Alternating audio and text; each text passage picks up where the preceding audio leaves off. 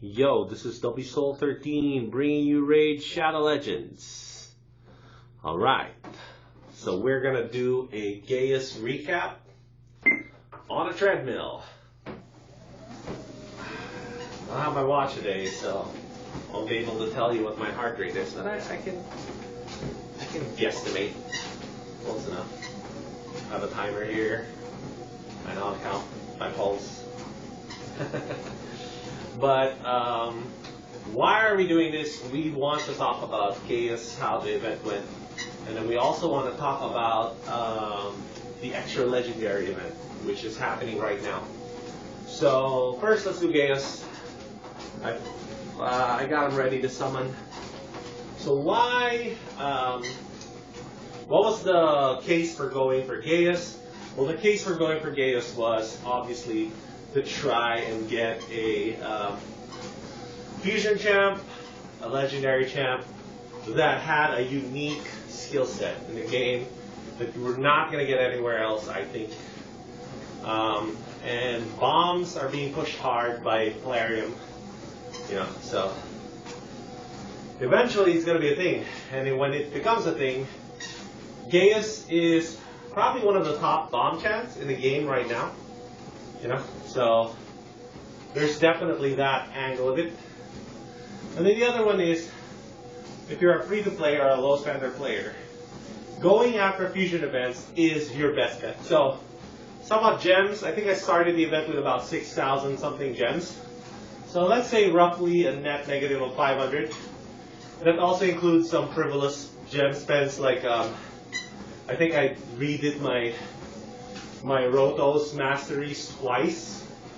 That's 300 gems right there. It's for my main account stuff. And then shards, on the other hand. So we started with, I think, 600 mysteries, if I'm not mistaken. So we're at 500 right now. So, net negative of less than 100 mystery shards is pretty good for an event. And then what did we end up spending in terms of ancient shards and void shards? So void shards, we didn't spend any for Gaius. So we can see the shards. Sacreds, I think we popped 3. We popped 3 to get the first 5 fragments of Summon Rush. And then we popped 40 ancient shards. Something like that. So something like 30, 40, probably 40. 40 ancient shards, 3 sacreds, and mystery shards to fill out the rest of the points. So we had, and then I had some summons in the bank, 750 points worth of summons for Champ Chase. So that puts us about, I did the 2,500 points for the Champ Chase, and then the 1,750 for the first 5 fragments of the Summon Rush. Not bad, I think. So you're starting to see here that while the cost may seem high, 3 ancients and 3 sacred shards and 40 plus ancient shards, plus mystery shards, it's not that bad, to be honest. I feel like that's something a free-to-play low spender can save up in between fusion events for, especially the 30 to 40 ancient shards. Those are definitely like within target for a free-to-play low spender to spend. To save up, I mean. And ancient shards during 2X and during Champ Chase is not really that common, to be honest. For the fusion events, that happens maybe like, I don't know, once every other fusion event, maybe. So that was another kind of like the stars aligning type deal for this fusion event right here. So I think if you pick up Gaius like that, spending very minimal resources, in my opinion, you made it out like a bandit. Now compare that with this, the guaranteed extra legendary event. So what happens is, if you do pull a legendary on Sacred Shards, you get an extra one. So that is a trap. I mean, do I need to tell you that is a trap? So what is the reality there? Alright, let's do some Because math is our friend, and it doesn't need to be absolutely accurate for it to be our friend. It just needs to be right in the vicinity. So, Mercy system, Sacred Shard. You get a plus 2% bonus for every time you pull after your 12th summon without a Sacred Shard, without a legendary, I mean, on your Sacreds, which means, let's do the quick maths. You started with a 6% chance, I think. Yeah, it is a 6% chance, right? Yeah, 6% chance. After the 12, you get a 2% every time you open. So that means 13 is 8, 14 is 10, 15 is 12. 12 is 2x. So it's a matter of have you pulled 15 Sacreds in a row and haven't pulled a legendary, right? That way your Mercy kicks in, and if you do pull here, you do have a chance of getting a legendary. So there are a lot of Sacred pulls that won't result in a legendary. You can go 10 plus without getting a legendary. So if you're thinking this is your time to recoup your bad luck, only if you're disciplined and you set a hard cap, right? So well, of course, my hard cap could be when I pull a legendary, right? Because I do have a lot, but you know, for posterity's sake, should we set a hard cap or no? Should we just pull until I get a legendary? So let's say it's you. You're the free-to-play low-spender guy. You're looking at my account and you're like, damn, that account is stacked. Well, yeah, I've been playing for over 2 years. Free-to-play means time. Low-spender still means time. And whale still means time. So raid has become a time sink in a lot of ways. There's not really a lot of things you can get out of the time sink with by spending money. I mean, you do get away with a lot of the grinding stuff, like the champ training stuff, but honestly, if you're going to participate in events, you're going to be doing that grind anyway to get those fragments from those events, unless you're cheating your way out of those requirements by pulling them through the shard events instead, you know? So that would be kind of the spender's way of mitigating the time in the game. But still, you gotta put the comps together. You gotta learn how the comps work. You gotta know the thresholds. You gotta know the meta ways of beating the bosses, beating the content, what you want to build for, what you're looking for in champs, stuff like that. So that all takes a lot of time, right?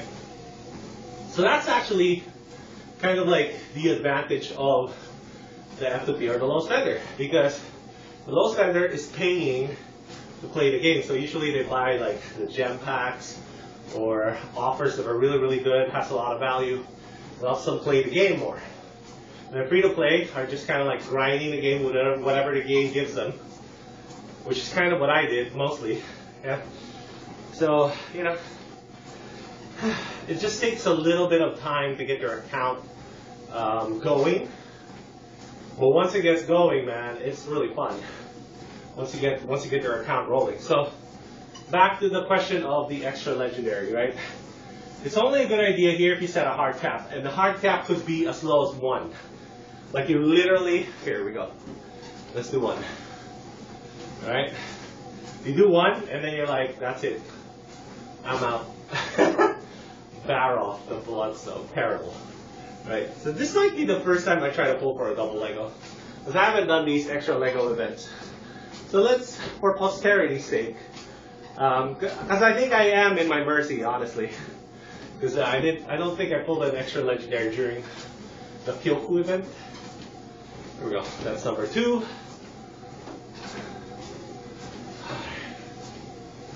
That's number 3. We're getting deep in there. Still no legendary. Up, number 4. What's going on here? What's going on? Right? Number 5, all we got was epics, no extra legendary in sight. If you do get the extra legendary, of course, you kind of make up for your bad luck. Another epic. This is kind of like why my advice is geared towards telling people not to open up their shards. And the reason why is because of things like this. You can literally go 10 straight. Right? So how many are we now? 8? We're 8 deep and we're still not pulling a legendary. You know? 9 deep, no legendary. So we're gonna go until we pull one. Here we go. Who do we get? We got a dupe Krila. And who's our extra champ? It's a dupe Cantra. Alright, so 12 deep, dupe Krila, dupe Cantra, and Mercy's at 0 again. What did you get? You got a couple of fusion champs that if you've been playing the game long enough, you should have had. If you haven't been playing the game a long time, getting those champs are actually not bad. Krila is a great ally attack champ. Cantra is a proven hard doom power 120 control champ, you know? So what's the deal here? Like, why am I discouraging people from doing what I just did? The reason why is because those 12 sacred shards represent 12 times 5, 6,000 points in Summon Rush. Alright? So that's 2 fusion events right there. If they ask for that many points in Summon Rush. Usually they'll ask for like 3,500 recently to get through the Summon Rush part of the fusion events. So would you rather have the next fusion champ or those 2 legendaries that you got? The flip side, of course, obviously, is you can get great legendaries like Valkyrie, Duchess, Prince Kaimar, you know. There's a long list of Sacred Shard legendaries that are really, really, really good. Like, they're clearly the god tier of the Raid Shadow Legends lineup, you know. And is it worth it? Was that worth it for you? The 12 Sacreds right there? You know, to me, I feel like it wasn't worth it. Did I do 12 or 10? I think I did 10, right? I lost count there. I think I did 10. Anyways, doesn't matter what the number is. It's a ridiculous number, right? Whether it's 10 or 12 or 15 or even 5, you know? Is it worth it? If you really cannot help yourself, you pop one, roll the dice, that's it, right? But in my opinion, it's better not to, and to just hold on to your sacreds. See you next time, right? This is kind of like those box opening videos from like trading card games or from like blind bags or whatever. And you see how much it costs, and you get that one shiny figure or that one shiny card that's worth half, maybe, even less sometimes, like 1/4. Or even less than that sometimes, like 5% of the entire thing you spent. Because that's what this is, really. You know? This is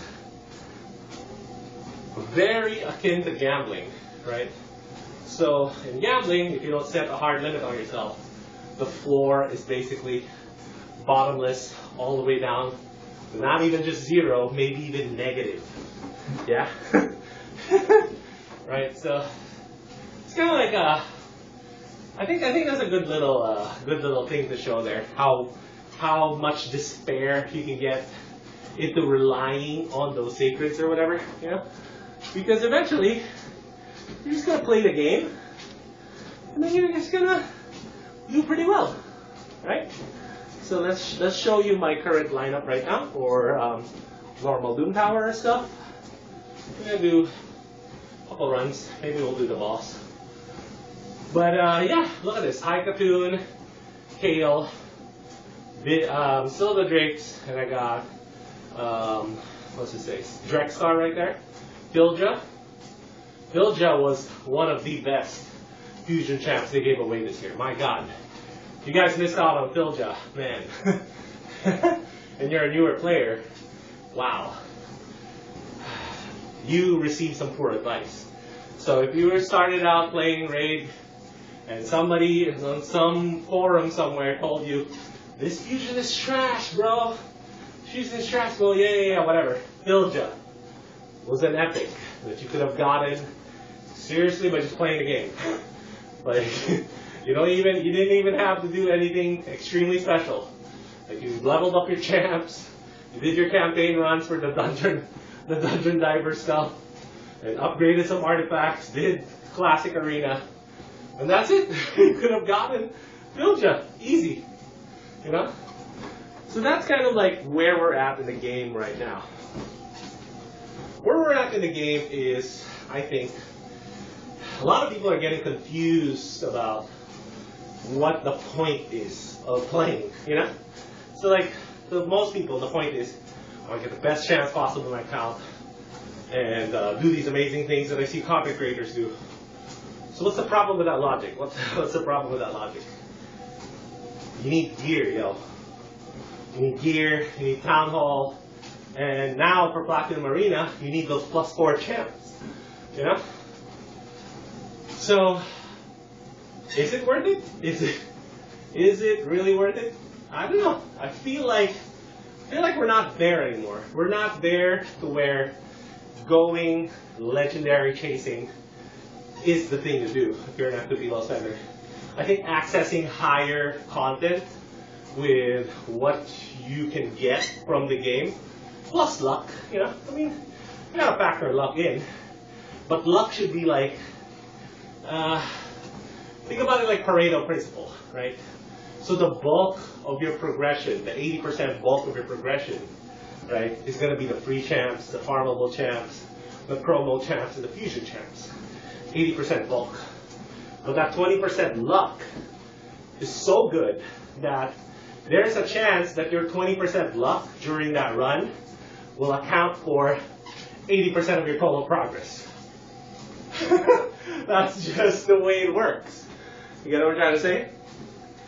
So you're like, well, why don't I just shoot for that 20%? And the reason why you don't automatically shoot for just that 20% luck is because, one, a lot of people don't get lucky. Two, you need time to accumulate all the resources and the gear, right? And three, you need to understand the game. A lot of these people post on Reddit saying things like, I have a great account, and I don't know what to do next. And you look at the account, and they're right. It is a great account. The problem is, they don't know what to do with all their amazing champs, you know? And you playing this way gets you to have the basics of the game, so you can be creative. You know? You can't be creative unless you got the basics down. This play style depends on you getting the basics down. So you got your Hypertune for speed boosting. You got your War Maiden to kill the defense and make the runs faster. And then Kale, or your starter to nuke. That's kind of like the basic foundation of the game. And then later on, you got something like Still of the Drakes or Drexar, who becomes your outs in the dungeon bosses that are kind of like you're being stuck in, you know? Like once you get Drex, you have a linear path to farming Spire 20, you know? Okay, I think pretty much got the point. So we're gonna end it with something positive, something about Duke champs that people are, you know, kind of like hesitant to claim as a win, but in my opinion, it is a win. Duke champs of this ready. I should have, right? Or did I not have Contra for some reason? Or is she not Barbarian? Orcs. Let's take a look at Orcs. Orcs. I may not have Contra. Oh yeah, here. That's a good little way to end it right here. See? So, I had Krila from the Fusion event. This will be my third Krila now. If I happen to get a fourth Krila, well, that's plus 30 accuracy, plus 30 resist. On my legendary, on my Krila, if I decide to use Krila again. That is a big boost. You know what I'm saying? Even the plus 10% HP here, plus 10% attack, those are big boosts, right? So even dupes now of fusion event champs, you take the sting out of them if you already have the fusion event champ to begin with, because now you got a free Faction Guardian slot, right? That's kind of it right there. I just wanted to make sure that you guys are aware that that's a thing in the game now. What did we get?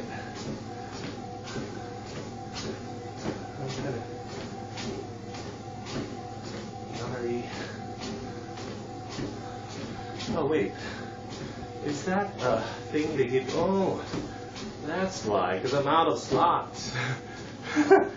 Great. Alright, so let's get rid of some. Let's get rid of some dudes here. And fulfill our destiny. Right? Let's stop the rain. Good. Let's stop that for now. So we can fulfill our destiny and get that sweet, sweet plus 10% HP right there. That's really good, honestly. Yo, that's plus 10% HP on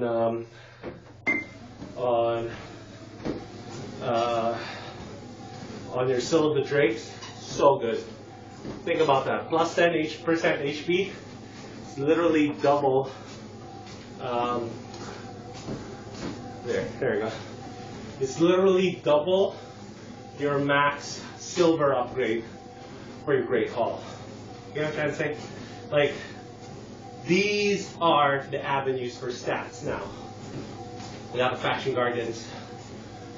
For the Epics, it's the same thing. You got a pretty sizable boost. You got the glyphs, right? And then the new equipment that they're giving us from the Forge. The game is a lot easier now, to be honest. It's a great time to play, especially if you're new, like you're still going after Arbiter. Now is a great time to play. And I'll see you all with more stuff for next time, alright? We'll finish off this run, yeah?